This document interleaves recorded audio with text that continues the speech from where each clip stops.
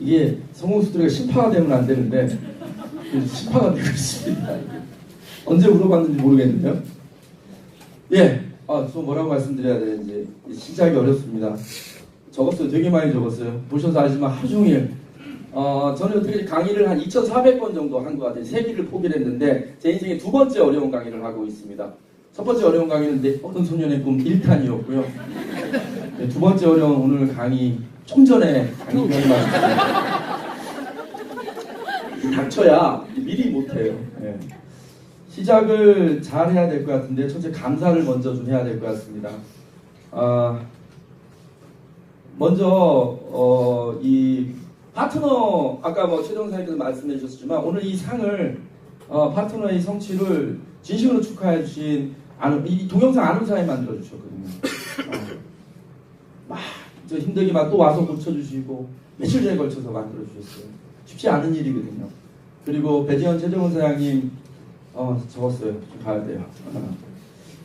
배재현 최정원 사장님은 파트너를 어떻게 살아가면 되는지를 몸소 보여주셨어요.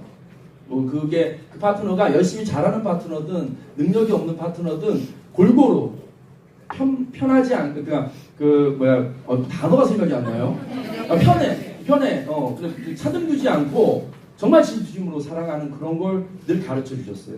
그리고 김용기 아나운서님께서는 사업 내내 저의 빈자리, 아까 말씀하신 그 제가 좀 기존에 다른 일들을 하는 사이의 빈자리들을 제가 모르는 사이에 어느 순간 후시딘처럼 몰래 가서 메꿔주고 또 제의 그 이 지적질에 상처받은 파트너들 다 역으로 또 보듬어 주신 이런 것들이 다 완성되다 보니까 이렇게 결과가 이루어졌고요.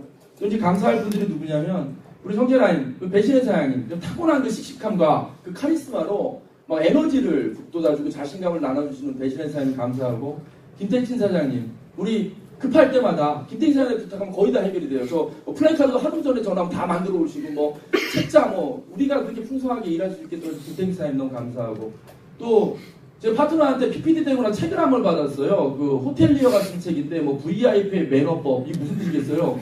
이제 좀 그렇게 되라 인간아 이런 뜻이에요. 지금 퀄리티에 맞게 좀 그렇게 행동해라 이렇게 이제 말차서 3일 지키지 말고 좀 수건도 좀 다려다 가지고 우리 그 퀄리티 높여주신 우리 이현주 사장님 사회가 됐든 교육이 되셨든 이 같이 해주셔서 감사하고요. 그리고 우리 막둥이 우리 스폰서의 막둥이신 이명훈 양주영 사장님 그룹 우리 평균 나이 높여주고 있잖아요. 평균 나이 높여주고 있고 전체 분위기 높여주고 있는 이 모든 분들에게 진심으로 감사드리고요.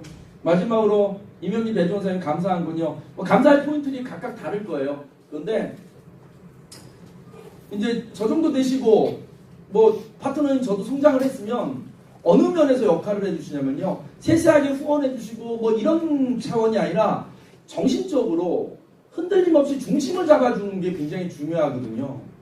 제가 어떤 유혹이 있을 때 힘든 일이 있을 때 딱 쳐다보면 저분들 여전히 저런 마인드로 계시지 내가 딴 마음을 품지 않도록 중심을 잡아주는데 그런 분이 나의 멘토고 나의 스폰서임에 대해서 너무너무 감사하고 이 자리를 빌어 앞에서 말씀드린 모든 분들께 감사의 인사 다시 한번 올립니다. 감사합니다.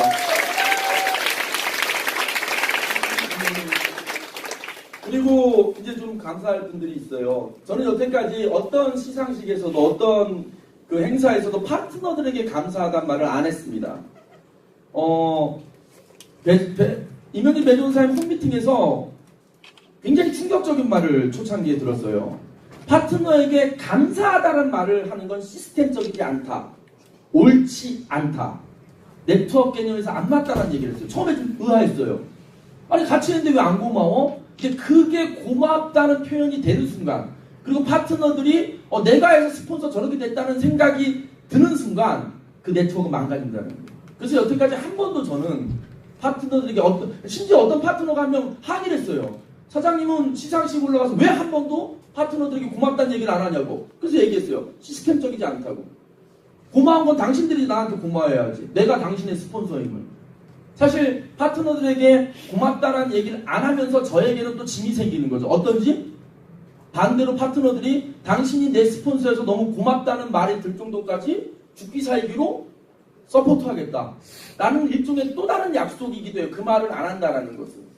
근데 오늘 앞으로 그럴 일은 없겠지만 오늘 마지막으로 저같이 그러니까 생각나는 대로 무조건 얘기해야 되고, 생각난 말은 꼭 면전에서, 전 뒤에서 얘기하는 거 되게 싫어해요.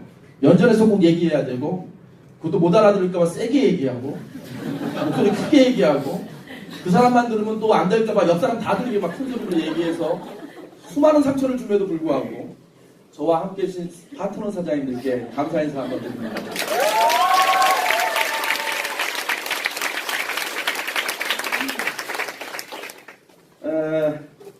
오늘 하루 종일 정말 뭐 제 사진 앞에서 사진을 찍어주시고 저 뒤에서 막 써주시고 하시는 분들을 보면서 저는 이렇게 생각해요.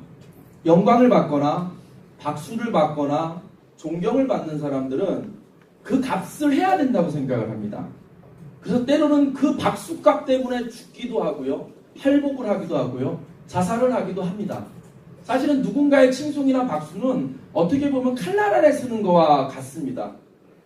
그러니까 누군가에게 박수를 받을 위치에 있고 박수를 받고 있을 때 그것이 얼마나 나에게 중요한 것인지, 그래서 그것을 되갚는 게 또 얼마나 무거운 것인지를 박수 받는 자들은 꼭 기억해야 된다고 생각을 하는데요. 오늘 어린 소년의 꿈 2탄을 하면서 우리 배재현 사장님 훌륭한 강의를 들을 때 보시면 늘 희생하시는 분이 계시죠. 네. 최정훈 사장님이 늘 희생을 해주세요.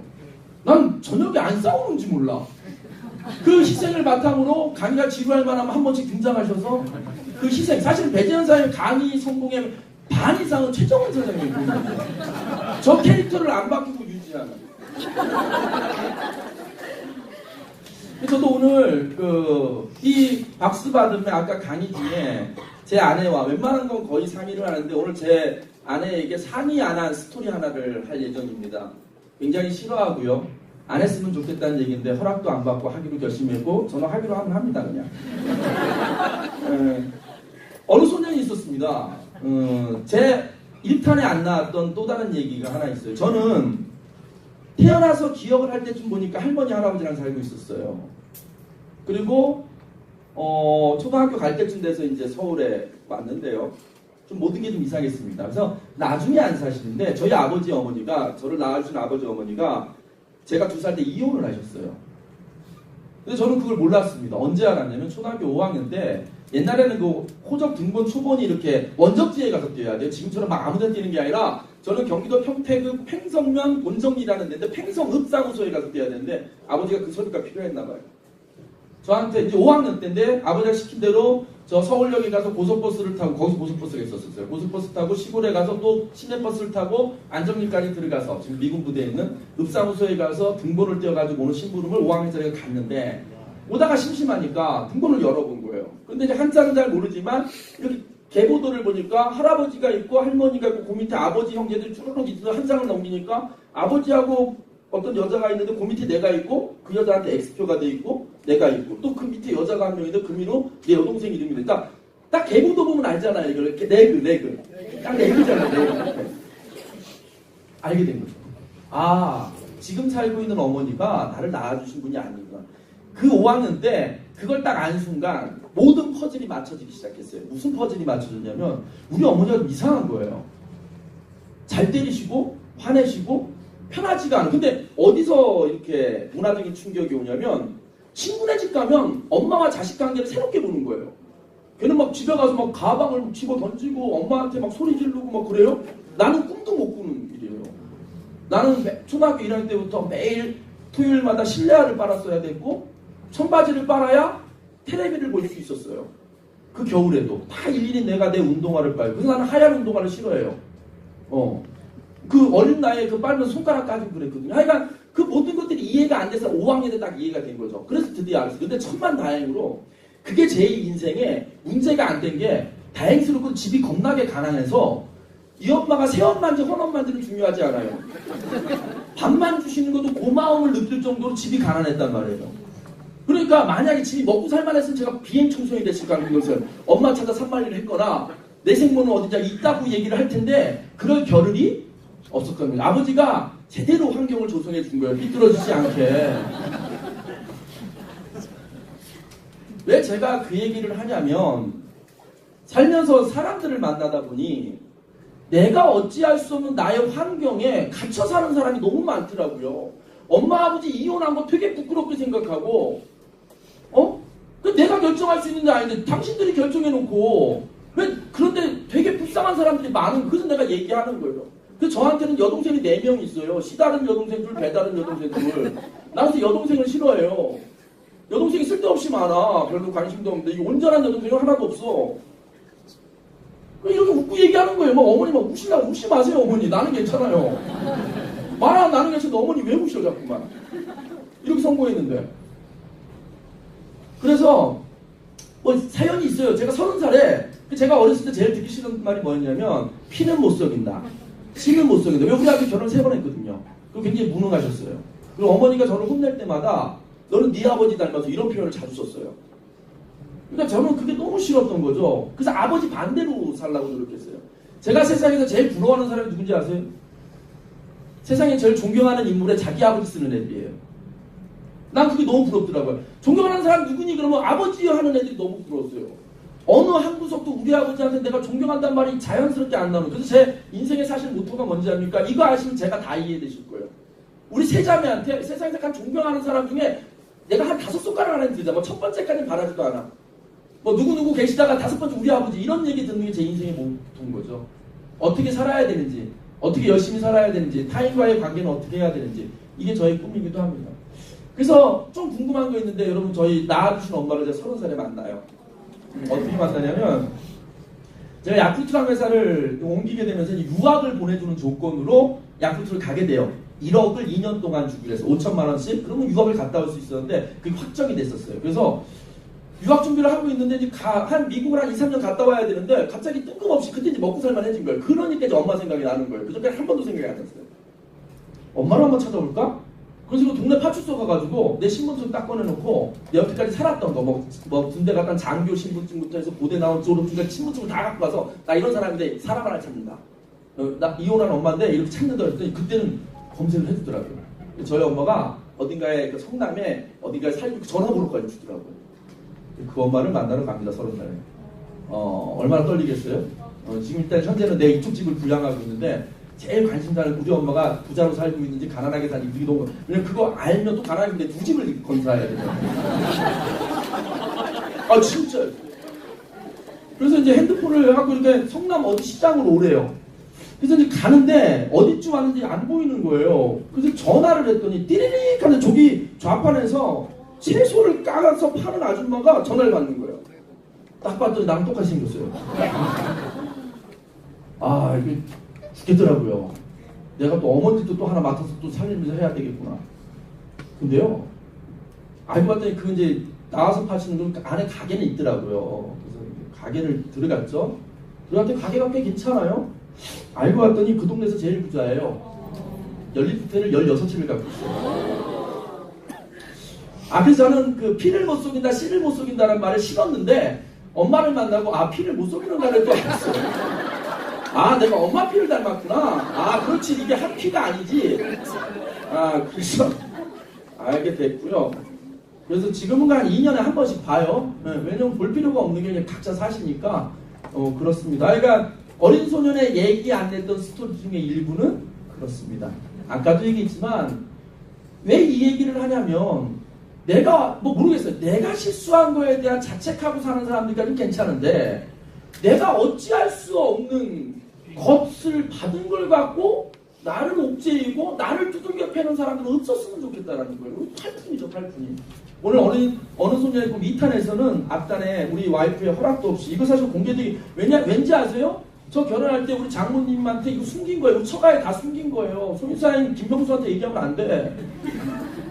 배다른 여성이 둘만 있는 여자, 시다른 여성이 둘이 있는 건 모른다고.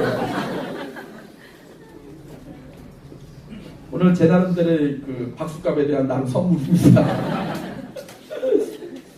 네, 박수 한번 주실까요, 그냥?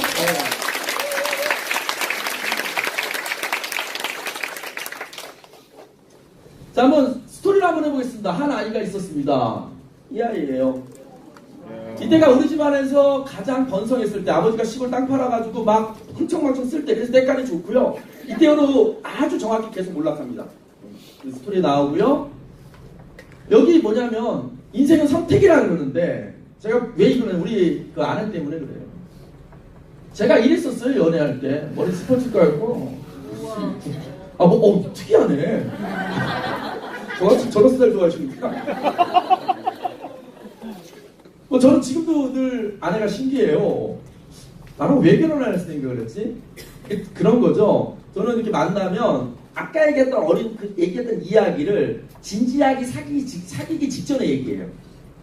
이게 관계가 진전되기 전에 난 이러이러한 사람이고 엄마 아버지 이혼을 했고 나는 우리 아버지를 봉양해야 되고 배다른 동생 시다른 동생 둘씩이나 있고 이걸 다 알려줍니다. 솔직하게 정보를 다 줘야 돼. 이게 예의예요, 예의.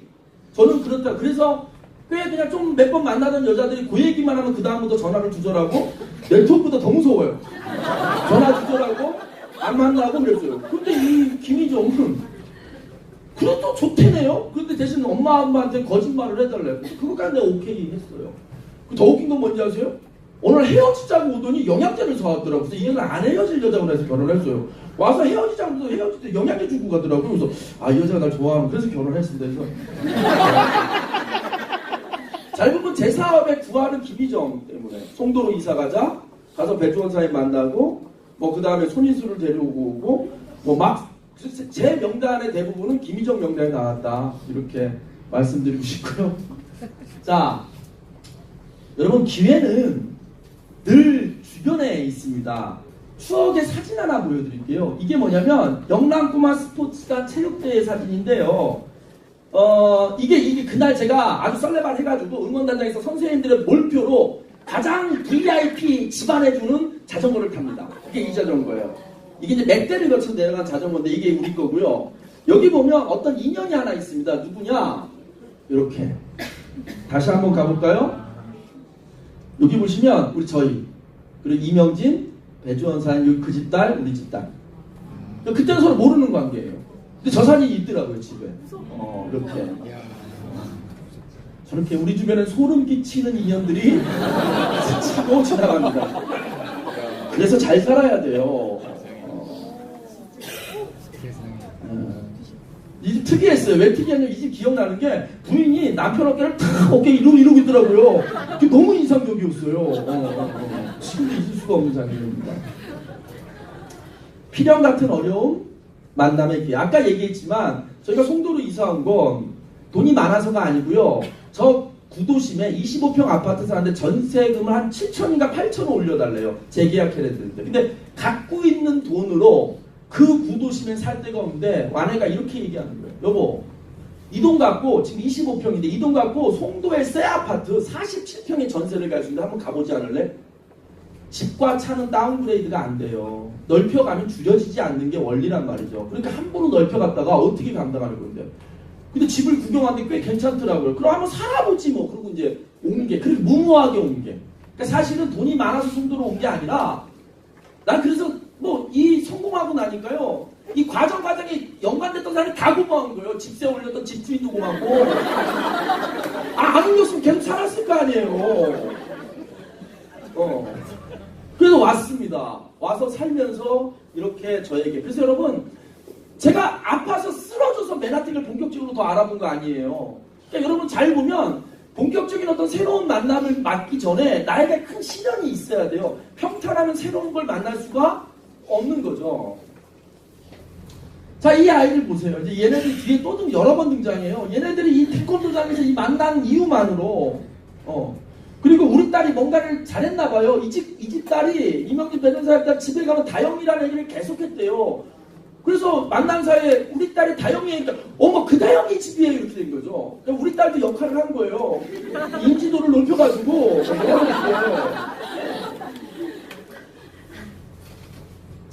그런데 이제 만남이라고 해서 바로 이어지진 않아요. 어떤 이유든 간에 막아 끼고 장벽이 있습니다. 그 첫 번째가 뭐냐면 이렇게 이제 인연이 돼서 제가 사업 설명 2번인가 들으러 가요. 한 번은 강남으로, 한 번은 로얄 호텔로. 그런데 사업을 알고 나서 회원가입할 때까지 8개월이 걸려요. 그 장벽이 뭐였는지 아세요? 회원가입하면 그때 듣기로 150점. 그러니까 100점이죠. 유자격. 그때는 유자격이 100점이었어요. 그러니까 15만 원어치를 사면 유자격이 돼서 한 번 시작하면 평생 15만 원어치 사야 자격이 유지되는 그런 걸로 해석을 하는 거예요. 그러니까 이게 회원가입 한순간부터 15만 원씩 나가는 게 미친 거죠. 그래서 물어보면 될 걸 안 물어보고 꾹 참고 8개월 기다린 사이에 우리 아는 수사에 먼저 딱 등록하신 거예요. 근데 그걸 받을 자격이 되세요. 가서 한 100만 원치 금방 사시고 먹어보겠다. 그건 저 같은 파트너로 맞을 만한 이미 준비가 돼 있는 거예요. 저보다 늦게 하셨지만 결단도 빨랐고 행동도 빠르셨어요. 저는 전혀 불만이 없어요. 그리고 네트워크를 알고 보니 저렇게 열성적인 스폰서가 한 분 더 계신 건 훨씬 유리한 거예요. 훨씬. 근데 그건 뒤늦게 알았지만 하여간 제가 그 장벽 한번 물어보면 될 걸 그 무서움에. 근데 솔직히 말해서 뭐다? 이 PPD를 달성한 저도 초창기엔 회원가입하면 손해보고 사기당할 것 같아서 겁내했다. 이게 핵심 사항이에요. 그러니까 보통 사람들이 이거에 대해서 겁내하고 두려워하는 건 뭐다? 당연한 거다라고 말씀을 좀 드리고 싶어요. 그러면 그 두려움이 어디서 깨지는지를 또 제가 반추해봤어요. 정답은 없는데. 그러면서 관계를 계속 맺어갔어요. 뭐 참기름도 갖다 주시고 자두도 갖다 주시면 나도 뭐 배도 한 상자 갖다 주시면서 관계를 맺기 시작합니다. 그러다가 장벽이 극복돼요. 어디서 극복되냐면 호기심이 생겨요. 되게 중요한 포인트입니다. 여러분 성공 스토리에서 뭐 성공의 요소 같은 거 좀 배워가야 되겠죠? 막 울고 그러는 거 말고 포인트 하나 가져가야 될 거 아니에요. 그 중에 타인과 컨택하는 포인트가 있더라고요. 제가 이 사업을 궁금하게 된 포인트가 뭐냐? 이거였어요. 이게 어디냐면요. 송도 다리 밑이에요. 지금은 불법이 됐어요. 근데 7년 전 말에 다리 밑에서 송도 사람들이요. 막 구워 먹었어요. 여기가 배주원사님 아버님이세요. 친정 아버님. 생신이라고 우리 부르더라고요. 여기 이거 따고 있는 아저씨가 저고 이게 배재웅 PPD 사장님이 그때야 실버 PD였는데 이렇게 소주 몇 병 먹고 이렇게 하고 이렇게 지내는 거예요. 아 돈 있으면 근사한 데서 밥 먹지 저런 데서 먹겠어요? 근데 그때는 그게 하나도 안 보이더라고요. 그냥 좋았어요.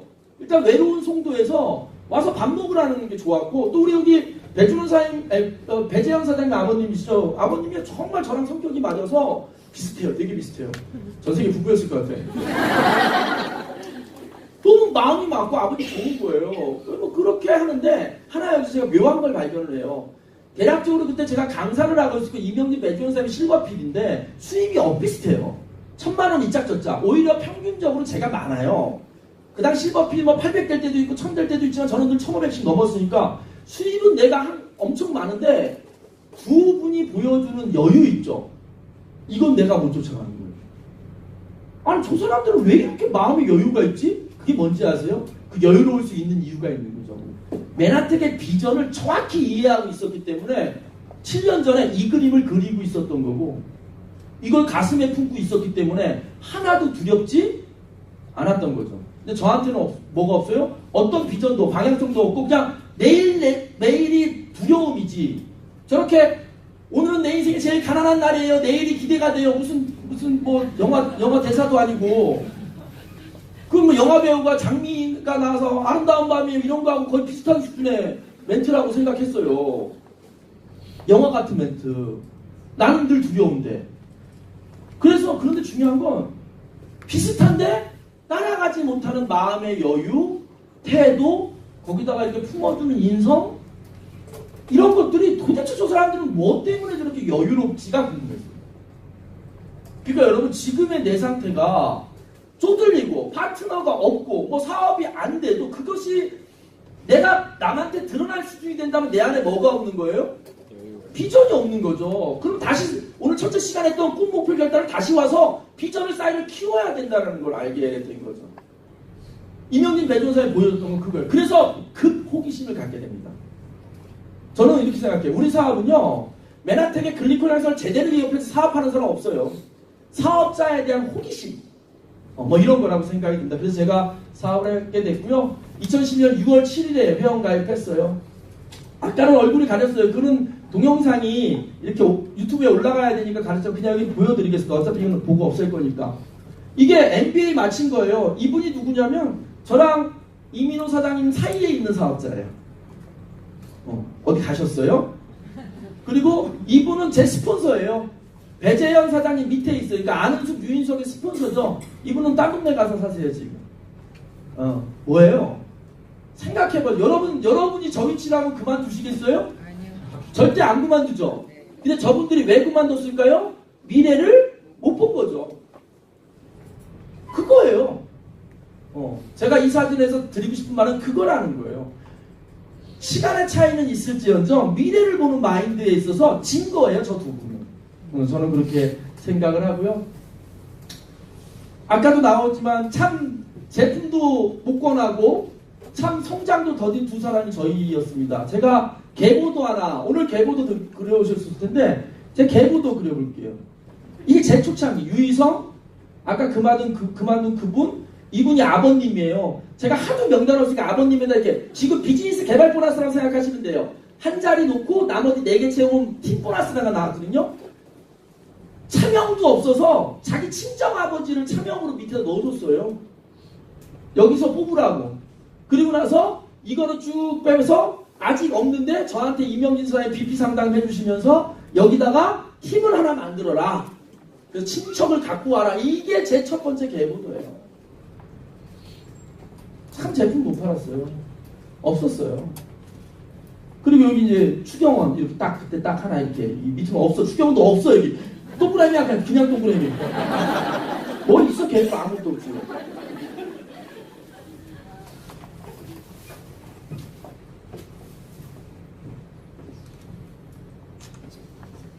그리고 봤어요. 한번 결단해보자. 알아보려면 한번 제대로 알아보자. 근데 저는 그때 월요일날 집을 나서면 금요일까지 지방을 떠돌았어요. 여러분 어디 지방 갔다가 찜질방 모르면 저한테 전화하세요. 그 시도에서 가장 괜찮고 저렴한 담요도 공짜로 주고 뭐 이런 이렇게 독립된 잠자리가 있는 찜질방 전국에 다 꿰고 있어요. 제가 반값이 아까워서 월요일날 집을 나서면 금요일날 돌아오는데 모든 잠은 찜질방에서 잤어요. 왜? 모텔 가면 3만원인데 찜질방은 8,000원이잖아요. 전 그 돈이 아까 1년이면 400만원, 500만원이에요. 그 돈을 왜 헛간돼서 가서 그냥 못 가나고 누구 자면 되는데 그래가지고 다녔어요. 그럼 저의 유일한 휴식은 토요일, 일요일이죠. 그리고 뭐 의도하진 않았지만 귀여운 놈이 하나 막둥이가 하나 났어요. 근데 가족들과 저는요 야쿠르트라는 사람을 그만둘 때 가족과 보내는 시간 좋은 건 못해줘도 함께 해주는 아빠가 되고 싶어서 높은 연봉을 포기하고 그만둔 사람인데 막상 그만둬 보니 그렇게 안 되더라고요. 근데 맨하탄을 알아볼 방법은 저에게 토요일, 일요일밖에 없었어요. 그걸 포기한 거죠. 그래서 이제 그런데 시스템이 또 도와주시더라고요. 저는 대가 지불을 크게 한 게 7년 동안 일요일날 하루도 못 썼어요. 네, 거짓말 아니에요.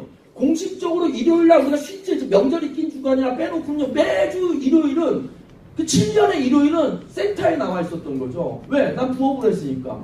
그때마다 우리 시스템적으로 이렇게 우리 스폰서님께서 깐난쟁이 우리 이명진 사장님을 맡기고 이렇게 업어주고 키워주고 이게 시스템이에요. 그래서 얘가 이만큼 컸어요.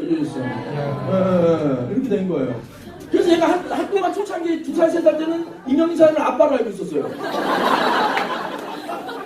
그래서 내가 이제 거기 까아빠다, 까아빠. 가인이 아빠, 까아빠. 그래서 까아빠 이제 좀 돌아왔어요. 돌아오는 시간 많이 걸렸어요.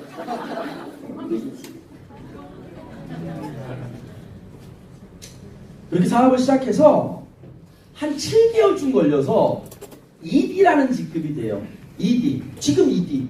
그러니까 약 6,000점, 내 다운라인 계보도 안에 한 1,000만원 정도의 매출. 7개월 걸렸어, 7개월. 7개월. 그래서 이제 막 송년 행사를 해요. 여기 봐보면 잘 안 보이시는데 여기 손희수 사장님이고요. 여기 이민호 추경원 사장님이에요. 같이 그때는 이제 내셔널 디렉터라고 그랬는데 같이 똑같이 EDG급으로 이렇게 무대에 쓴 거죠. 그게 첫 번째 메나테크 송년회였어요. 그때요. 뭐 드레스 코드를 빨간 걸 하나 그래가지고 우리 또 길에서 나비 넥타이 사가지고 턱시도도 아닌 넥타이에 이렇게 메고 이러고 써서 또 ED 스피치를 했어요. 또 시킨다면 또 해요 우리 또. 참 왜 저러고 다녔는지. 근데 이 타임에 드리고 싶은 말씀이 있어요. 제가 좋아하는 문구인데요. 달팽이가 느려도 늦지 않다라는 이 스님이 정목 스님이 쓰신 시인데 산문집인데 우리 사업을 표현하는 아주 훌륭한 제목인 것 같아요.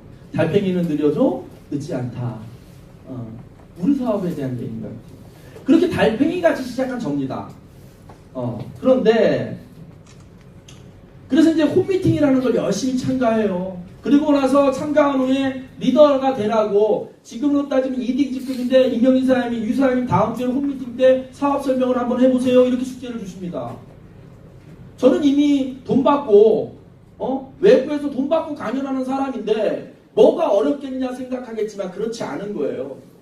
저는 그 돈 받고 하는 제가 했던 강연과 메나테크의 강연은 뭐가 어떻게 다른지를 아주 뼈저리게 느끼고 있기 때문에 너무너무 부담스러웠고 정말 최선을 다해서 준비했어요. 그게 저의 첫 번째 사업 설명입니다. 여기 추경원 사장님 앉아있어요. 여기 많이 변했어요. 이 집이었어요. 이 사진 추억의 사진이에요. 신발 놓을 자리 없는. 그때는 이 집이 왜 이렇게 넓어 보였는지 모르겠는데 사진 보니까 되게 좁더라고요. 그때 되게 넓었어요. 그런 추억이 있습니다. 자, 그리고 나서 제 스토리에 나오지만 PD 도전을 합니다. 배재현 최정은 사장님이 PD를 딱 성취하시고 나서 그 다음 달에 멋지게도 김용기 아는 사람이 바로 PD를 성취하고 브론즈로 가시고 그 다음 달에 제 순서인데 택도 없는 점수였어요. 아까 배재현 사장님 강의에도 나왔지만 제가 그 달에 50만원짜리 크림을 27개를 전달했다니까요. 27개. 제 아내가 가끔 그래요. 저 사람이 저러다 죽겠다 그럼 직급이 하나씩 올라가더래요. 저렇게 살다가 죽을 수도 있겠다 그럼 직급이 하나씩 올라가더래요. 여러분 단계가 바뀌는 건 그런 것 같아요. 그래서 그렇게 도전해서 아무도 원하지도 않고 하나도 한 적도 없는데 지가 한다 그래 놓고 그래서 결국에는 그 달에 PD가 돼요. 잠깐만요.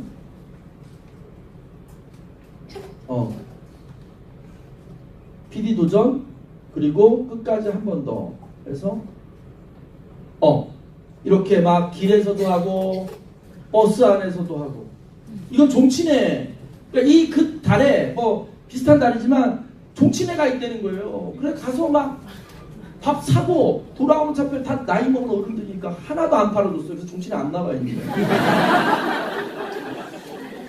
밥도 사는 데가 50만원 점심도 샀는데 아니 뭐 엄청 한 거예요. 미친 듯이.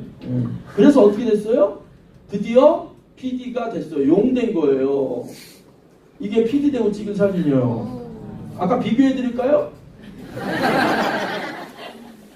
인간이 용이 됐잖아요. 보세요. 이게 네트워크는 이런 맛에 하는 거예요. 자, 그리고 브론즈 PD가 됩니다. 우리 이민호 추경원 사장님이 PD가 되세요. 그래서 브론즈 PD가 되고요. 곧이어 또 손인우 사장님이 따라와서 이렇게 두 분이 또 PD가 되니까 실버 PD가 됩니다. 그리고 한참이 지나서 유병봉 사장님이 이렇게 PD가 돼서 제가 골드 PD가 되고요. 시점이 비슷하고요. 그리고 마지막으로 네 번째 라인에서 이동희 한윤희 사장님이 PD가 돼서 이렇게 제가 PD가 됐습니다. 이게 저의 사업의 여정이에요.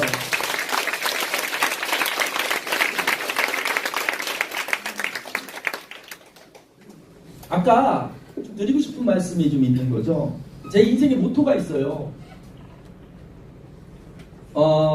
미련 남지 않게 살자. 무슨 말이냐면 보셔서 아시지만 교환을 강의 10분 전에 완성했어요. 다 완성해서 넘겼는데 저 뒤에 보니까 저 플래카드가 있어. 저것도 좀 실을까? 다시 찍어서 집어넣고 그랬던 것 같아요. 제가 학교 다닐 때 보면 시험 볼 때 말이죠. 시험 볼 때 선생님이 들어오셔서 종이 쫙 시험 문제 종이 쫙 헤아려가지고 분단별로 나눠 뒤로 돌려. 그래서 시험지가 내 앞까지 올 때까지 책을 펴놓고 훑고 있는 거예요. 마지막 하나라도 기억하려고. 그래서 시험지가 딱 도착한 순간 책상에 놓고 시험을 칩니다. 그리고 어땠는지 아세요? 그리고 나서 시험 보고 나서 결과가 나오면 절대 후회 같지 않고 미련 같지도 않았어요. 나는 적어도 시험지가 내 앞에 올 때까지 공부하고 시험 봤어. 그리고 나서 틀린 건 어쩔 수 없는 거야 라고 제꼈는데요. 그래서 그 습관이 평생 배인 것 같아요. 그러니까 뭘 좀 하겠다면 제가 이렇게 뭐 아시는 분 아시겠지만 제가 승부욕이라는 게 없어요. 그래서 개인적으로 승부를 내는 스포츠도 좋아하지도 않아요. 그런데 나와에 있어서는 하여간 그때 조금 더 할 걸, 그때 조금 더 노력해 볼 걸, 이게 제일 싫어요. 그래서 마지막까지 한번 노력하는 거. 어제도 그런 일이 있었어요. 여담인데 전혀 여담인데 생각난 김에 얘기해 드릴게요. 어제 제 친구가 무슨 출판 기념회를 했는데 되게 늦게 도착했어요. 헐레벌떡 들어가서요. 앉았어. 앉았는데 이게 끝물인데 경품 추첨을 하는데 경품 리스트가 어마어마하게 좋아. 근데 입구에 방명록을 쓰고 그때 순간 보긴 봤어. 방명록을 쓰고 경품함이라는 건데 그걸 찢어서 넣어야 되는 것까지 다 인지하는데 이까짓 것 하고 들어갔는데 경품이 장난이 아닌 거예요. 그래서 경품함이 이미 중앙에 가서 경품을 뽑고 있는 와중에 그 경품 티켓 본전에 그거다가 찢어서 갖다 넣었다? 3등 당첨됐잖아요. 네, 그게 여기 있을 텐데 어딘가에? 금액으로 30몇만 원어치 상품을 받았단 말이에요. 그게 간발의 차이인 거죠. 순간 갈등했어요. 내가 되겠어? 근데 너무 겁나니까 집에 가면서 후회할 것 같으니까 나가가지고 찢어서 직원한테 지금 넣어달라고 통에다가 넣었는데 3등이 돼버린 거예요. 이게 뭐냐면 마지막까지 한 번 더 하는 거예요. 저기 앉아있는 유병공 사장인데 지방 새벽에 4시에 지방 갔다가 강의 힘들게 하고 올라와서 한 7시쯤 광명역 떨어졌는데 집에 가기 싫은 거예요. 누구 하나 더 만나야 되겠는데 그래 마지막으로 우리 종친 그 아저씨 나보다 3대 높은 그 양반 만나자고 전화 걸린 게 저렇게 한 얘기가 생긴 거예요. 저는 성공 스토리 속에서 여러분에게 드리고 싶은 말씀이 뭐냐면 이게 나의 끝인가? 이게 나의 마지막인가? 까지 한번 점검해보라는 거예요. 우리 배신사인 스토리에 나오잖아요. 차에서 잤다고. 근데 저는 그런 경험 많아요. 집에 도착했는데요. 일어나서 짐을 부랴부랴 좀 더 올라갈 힘 없어 차에 잔 적 되게 많아요. 좀 쉬었다 올라가야지. 왜냐하면 그냥 올라가는 게 아니라 일주일 동안 출장 갔다 왔기 때문에 짐을 채려는데 이 짐을 챙길 힘이 없는 거예요. 그러니까 쉬는 거죠. 근데 또 잠깐 지하철에 2시간 자는 거. 나의 극단까지 써본 거죠. 그게 저의 지금 이렇게 결과를 만들어준 것 같습니다. 그 메나테크가 만들어준 어떤 변화에 대해서 한번 만들어 볼까요? 저 늘 강의장에 자주 나오잖아요. 이 사진. 근데 보세요. 이렇게 삶이 막 바뀌잖아요. 이렇게 근사해지고 인증받고. 또 어떤 변화 있을까요? 아까 보실까요? 꼴랑 유의성. 실제로 사업자는 유의성 추경은 하나예요. 실제로 내 레그에. 이렇게 시작한 제가 어떻게 됐느냐 한번 보실까요?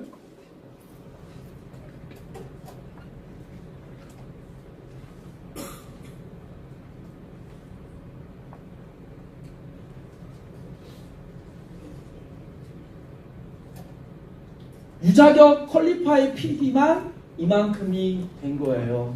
비교해 드릴까요? 이게 이렇게 된 거예요. 박수 한번 주실래요?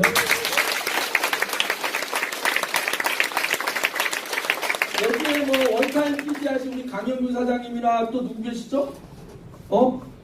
근데 앞으로 이제 또 골드 ED 하신 분들 또 더 많고 이런 분들이 대기하고 있는 거죠. 메나테크 성공이 준 선물들이 참 많습니다. 첫째, 제가 이 이제 감사 또 메나테크 사업이 갖고 있는 성공했을 때 얻게 되는 많은 것들에 대한 얘기를 드리고 이제 마무리 지려고 하는데요. 일단 건강해졌어요. 이건 부인할 수 없어요. 여전히 여러분들 제 전의 모습을 못 봐서 그런데 강사할 때만 해도 몸무게는 거의 95kg, 94kg 육박했고 우리 서영이 일기장에 있어요. 아빠는 자고 신문 보고 밥 먹고 자고 신문 보고 밥 먹고 주말에 아빠는 늘 잠만 자는 사람 잠깐 눈 뜨면 신문 좀 보다가 또 밥 먹고 자고 왜 그래야 피곤이 풀렸던 아빠였던 거죠. 그런 저에게 이렇게 건강을 줬고요. 두 번째 경제적인 자유를 줬습니다. 제 강의 때 자주 등장하는 저희 집 풍경이잖아요. 이제 11월이 되면 제가 저 풍경을 못 봅니다. 못 보지만 더 멋진 풍경. 저희 이사갈 집에서 찍은 야경입니다. 퍼스트월드라는 아파트에 48층으로 이사를 갑니다. 메나테크를 만나서 제가 얻게 된 이제 드디어 그전까지 전세 살았거든요. 이제 저희 집으로 갑니다. 이명진 변호사님 감사합니다.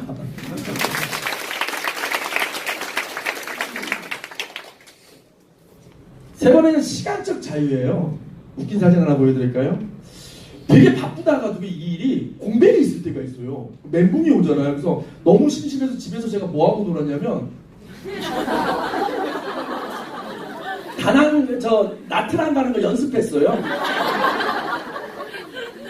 청소하다 보니까 이게 있더라고요. 그래서 김희정으로 찍어달라고 했어요. 그리고 요거 찍고 김희정이랑 둘이 나가서 맥주 2잔 보이죠? 점심을 월요일 오후에 둘이 손붙잡고 가서 맥주 한잔 마시고 서점 가서 책 좀 보다가 이렇게 올 수 있는. 근데 그 공백의 시간이 과거의 맨하튼을 만나기 전에는요, 공백이 아닌 거예요. 이거 죽을 것 같은 거예요. 왜 나한테 지금 강의도 안 들어오지 이러고 있었는데 공백이 너무 감사한 거예요. 정말 행복한, 며칠 안 됐어요. 며칠 안 된 이런 시간의 자유. 자, 친구의 부자. 여러분 잊지 마세요. 친구를 검증할 수 있는 사업이에요. 너무 좋아요. 그래서 걸러져요. 저 맨놈 버렸잖아요. 잘 버렸어요. 근데 거기에 비교도 안 되는 친구들이 생겨요. 운명을 같이 하는 친구란 말이에요. 경제든 건강이든 모든 삶을 같이 하는 운명 공동체. 형제보다 훨씬 가까운 이런 친구가 세상에 어디 있어요. 저에게는 친구 몇 명 버렸지만 이렇게 멋진 친구들이 생겼어요. 뭐 홍콩 가가지고 아저씨들이 이러고 놀고 앉아있어요. 엊그저께 이게 모이려고 모인 게 아니라 뭐 때문에 모였더라. 모였는데 윷놀이나 한 판 하자고 그랬는데 이러고 앉아 놓으면 그날 20만원 잃었어요. 나는 한 번도 저 모임에서 돈을 딴 적이 없어요. 있어요. 한 번 2년 전에 제 생일 때 어디 놀러 갔는데 그때는 다 표를 못 알았는데 그때 한 10만원 따고 저기서 이런 동안 돈 100만원 넘어요. 그래도 행복해요. 두 판에서 잃었어. 두 판에서 20만원 잃었으니까 많이 잃었어요. 그때 저 아는 사람 따가고 여기 웃는 사람들 따갔어요. 좋아하고. 웃는 사람보다 딴 사람이에요. 여기는 허탈해서 웃는 거예요. 낙대라 했는데 낙대인 거예요. 그래서 자, 하여간 인정이에요. 여러분 누구한테 인정받잖아요. 늘 강의 때 말씀드리지만 뭐 식당을 해서도 돈을 벌 수 있고 뭘 해도 돈을 벌 수 있는데 이 맨하튼께서 인정이랑 좀 남다른 가치가 있는 거죠. 제가 처음 미국에 갔더니 그 미국 회사에 사진 한 장 걸려 있는데도 그 이영 말리 미국의 본사에 본사라는 데 가봤더니 오 진짜 내가 PD가 되고 나니까 사진이 걸려 있더라고요. 야 놀랍다. 근데 몇 년이 지나서 골드 PD가 됐거든요. 골드 PD가 됐더니 또 그때는 이제 하도 많으니까 이제 못 실으니까 이렇게 텔레비에 제 사진을 이렇게 실어주고 하더라고요. 어쩌면 최고의 인정은 이거였던 것 같아요. 제 파트너, 형제라인 할 거 없이 이렇게 마음을 다해 축하해주고 여러분도 같이 함께 하겠다. 이 축하가 저에게는 가장 축하도 오늘 축하하신 모든 분 진심으로 다시 한번 감사의 말씀드립니다.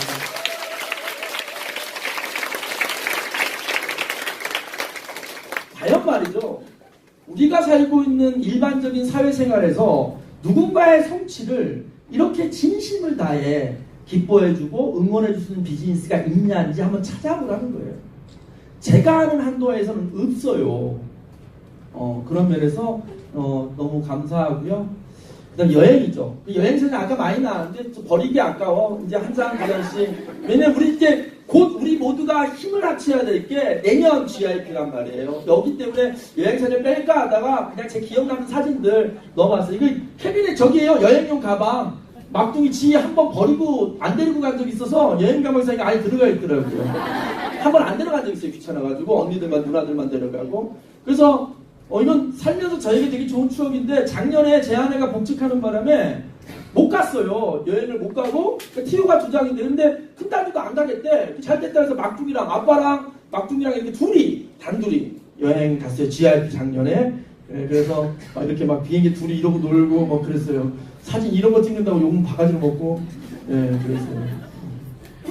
그리고 수많은 삶의 여행들이 있었어요. 이 일을 통해. 여러분 그 어떤 MT보다도 회사에서 갔던 그 어떤 야유회보다도 우리끼리 보내는 이 시간이 너무너무 행복한 거죠. 그리고 인정도 받고 홍콩 여행 또 가고 싶어요. 한번 기회 되면 우리 그룹에서도 자체 프로모션 해봤으면 좋겠어요. 너무 행복한 시간이었고요.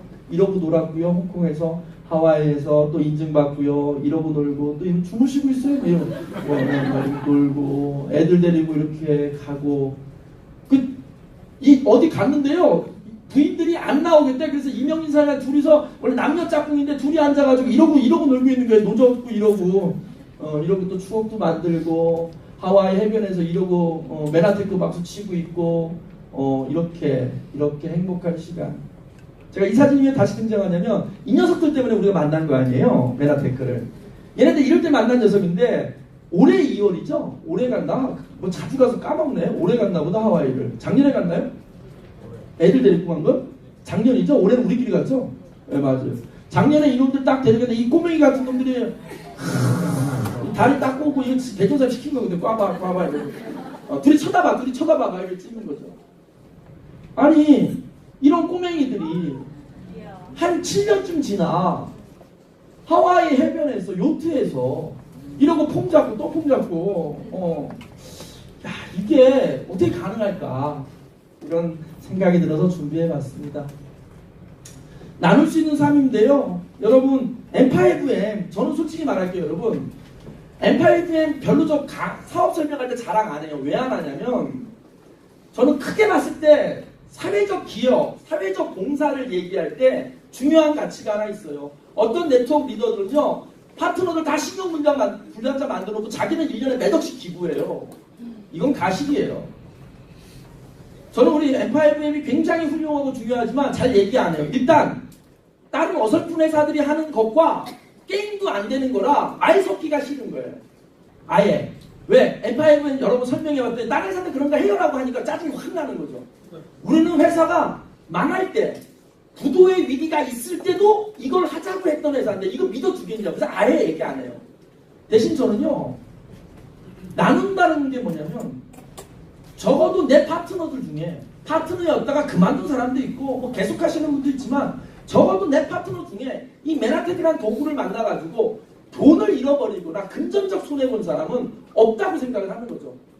일부 몇 명이 뭐 한 100만원, 200만원 번다 제품 먹었는데 효과 없다. 이걸 손해라고 생각하면 그거는 제가 어쩔 수 없으나 집을 팔고 이혼을 하고 가정이 망가지는 그런 케이스는 없다는 거죠. 저는 나눈다는 삶이 딴 게 아니고요. 이 도구라는 거에서 피해자가 발생하지 않도록 속도를 조절하고 철학을 공유하는 우리 그룹이 너무 자랑스럽고 이게 우리 나누는 삶이다 저는 이렇게 생각을 합니다. 마지막으로 평생 직업이라는 거죠. 이거 두말할 나이가 없는 것 같아요.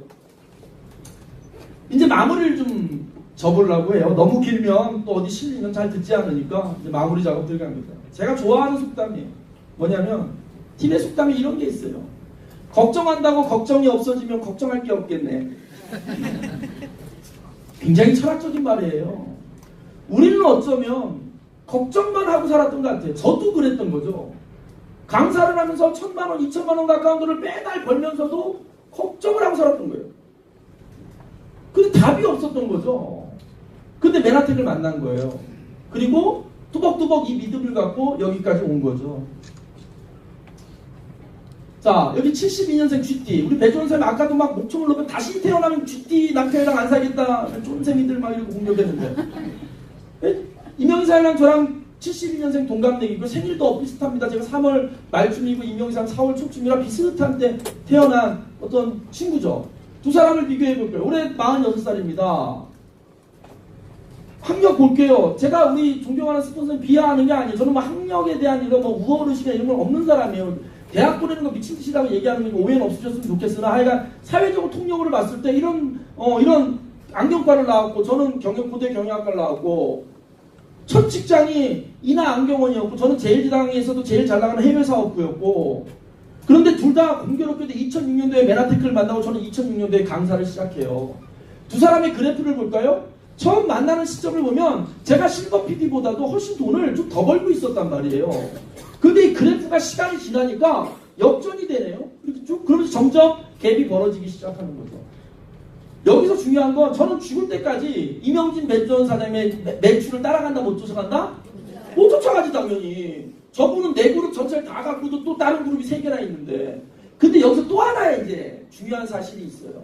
무슨 사실이냐? 제가 저 두 분에 근접해 가긴 해요. 왜냐하면 더 올라가면 올라갈수록 소득이 느는 각도가 줄기 때문에 한 50년쯤 지나면 이게 상속이 돼서 아니 뭐 5년쯤 6년쯤 근접해 가고 있다니까요. 지금의 갭보다. 근데 여기서 중요한 가치가 하나 더 있어요. 뭔지 아세요? 빨리 오라는 거예요. 빨리 올라오라는 거예요. 여러분 회사 이사님이 부장한테 너 빨리 이사되라 하는 거 봤어요? 그렇게 얘기 못해요. 왜 못할까요? 걔가 이사되면 난 나가야 되는데? 다시 얘기할게요.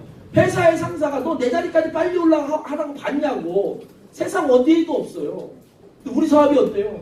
빨리 오라 그러잖아요. 빨리 여기까지 좀 와라. 나를 좀 넘어가라. 나를 능가해라. 이렇게 얘기하잖아요.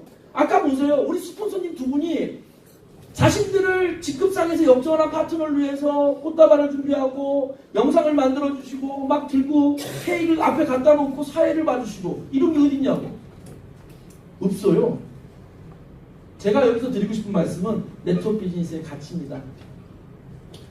또 하나 네트워크 비즈니스에서 제가 아주 중요하게 여기는 요소가 뭐냐면 이 그래프예요. 여러분 보셨을 거예요. 우리가 어떤 돈을 점점 많이 받으려면 거기에 상응하게 어떻게 돼요? 돈을 많이 받고 싶으면 점점 어떻게 해야 돼? 노력을 더 많이 하고 스트레스를 더 많이 받아야 돼. 이게 우리 세상의 구조고 여기서 거의 단절돼요. 이렇게 급추락하죠. 이게 대부분의 일이에요.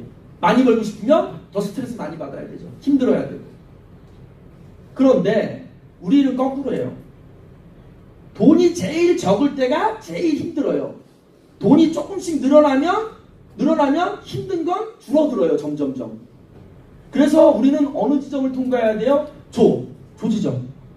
이제 힘들고 어려운 게 교차돼서 돈은 더 많이 수입은 들어오는데 일은 더 쉬워지는 시점을 통과해내야 되는 거예요. 저의 성공 스토리의 핵심은 여러분들이 저 지점을 그냥 묵묵히 소처럼 믿고 통과하자라는 거예요. 안전하게 무리하지 말고. 우리 그룹이 훌륭한 게 뭔지 아세요? 여러분 마라톤 선수가 초창기에 막 디립다 뛰면 완주해요? 못해요? 못한단 말이에요. 그러니까 우리는 오버페이스하게 시켜요? 안 시켜요? 안 시키는 그룹의 철학을 딱 리더께서 중심을 잡고 있으니까 우리는 이렇게 온전하게 나의 속도에 맞춰 갈 수 있는 그룹이다. 우리 두 분께 감사의 박수 한번 쳐주세요.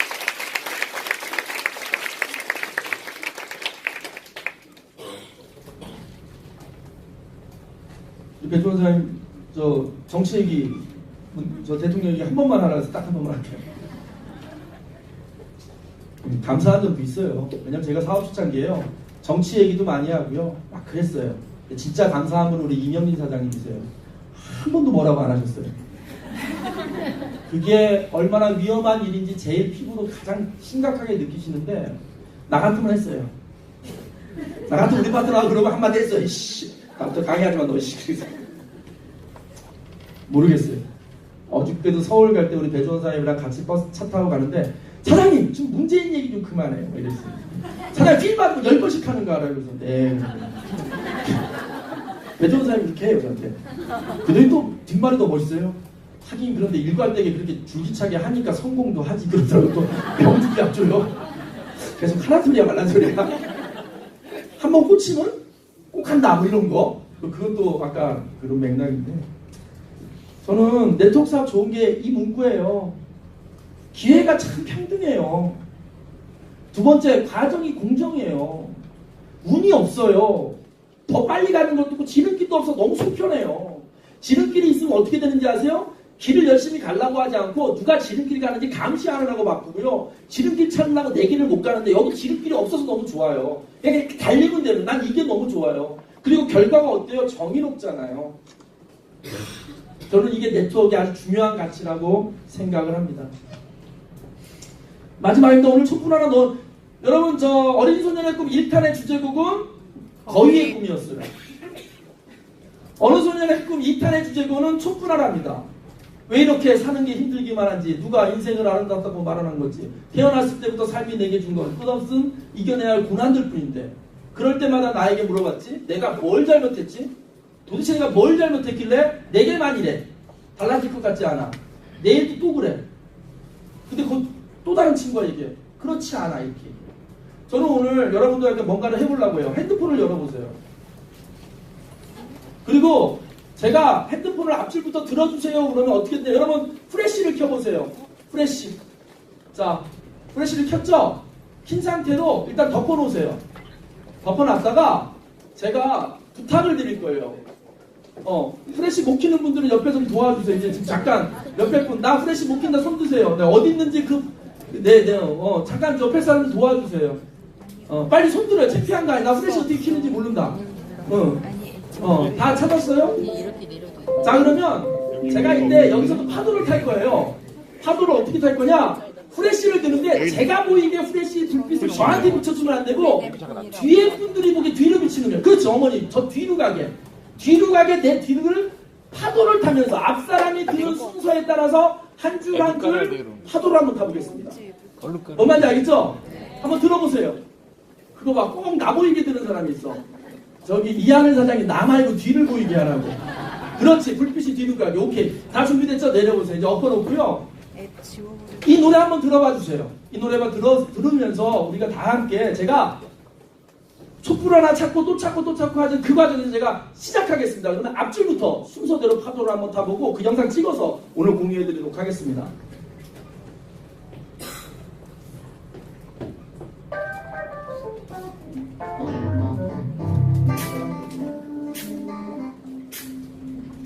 세상에 우리들보다 가지지 못한 어려운 친구들이 많습니다. 지금도 힘들어하고 있을 그 친구들을 위해 이 노래 부릅니다. 힘내라 얘들아. 왜 이렇게 사는 게 힘들기만 한지 누가 인생이 아름답다고 말한 건지 태어났을 때부터 삶이 내게 준 건 끝없이 이겨내야 했던 원한들 뿐인 건 그럴 때마다 나는 거울 속에 나에게 물어봤지 뭘 잘못했지 도대체 내가 뭘 잘못했길래 내게만 이래 달라진 것 같지 않나 내 또물에 하지만 그럼 안돼 주저앉으면 안돼 세상이 주는 대로 그저 주어진 대로 이렇게 불공평한 세상이 주는 대로 그저 받기만 하면 모두 같은 그대로 싸울 생각 포기할 생각 주어진 운명에 굴복하고 갈 생각 세상 앞에 고개 숙이지 마라 긴지 마라 그리고 오래 봐라 쉬고 힘들 땐 내게 이래 언제나 네 곁에 서 있을게 혼자라는 생각이 들지 않게 내가 너의 손 잡아줄게 보이지 않아 내게 있는 건 하나하나 촛불 하나 잠을 좁게 하나 가지고 뭐 하나 촛불 하나 한다고 좀이라도 하나 저 멀리 보이는 버려 우리 속에서 밟고 비치는 나 이모지 그 빛이 향해서 저 빛이 향해서 달고 싶어도 할수 없는 나의 달리기 하지만 그렇지 않나 작은 좀 자, 전체 줄부터 들어보겠습니다. 뒤에가 보이게 순서대로. 자, 계속 쭉 들어봐 주세요. 뒷줄 두 번째, 세 번째 쭉 들어. 계속 들어봐 주세요. 뒤가 보이게. 뒤에 쭉 들어봐 주세요. 자, 계속 들어봐 주세요.